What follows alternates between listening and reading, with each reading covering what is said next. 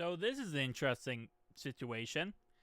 Samsung already understands, I think everyone understands, that this year is going to be a bad year for foldable cell phones, right? We have Apple coming out next year with their foldable cell phone. Google is going to come out with their next cell phone next year, well, their, 11 Pro Fold.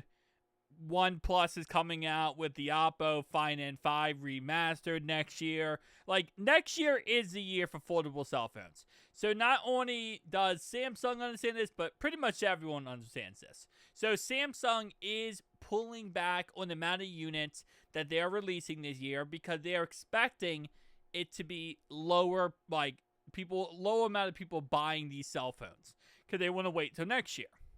Well, they are going to be ramping up production in the United States.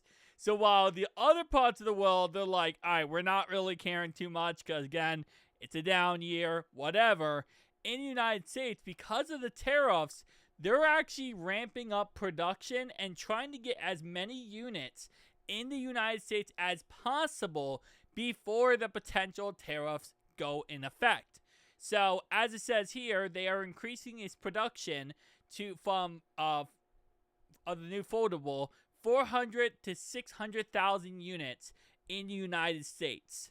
Which, again, this is all to avoid having the tariffs and any problems like that, having to raise prices, having to have any problems like that. So, they're trying to get as many units made as possible into the United States. Now, what this means most likely is that United States might get them before pre-orders before other nations or other countries because they're trying to get so many in the United States. Now, they plan to make 1.34 million units. We'll see how this ends up working out. They have revised that plan since then. It's now claiming to make 930,000 units. So, we'll see. All we know is they are lowering the amount of overall units they're making, but ramping up production in the States. So, we're going to see how this ends up working out, and, you should be able to get a Z Fold 7.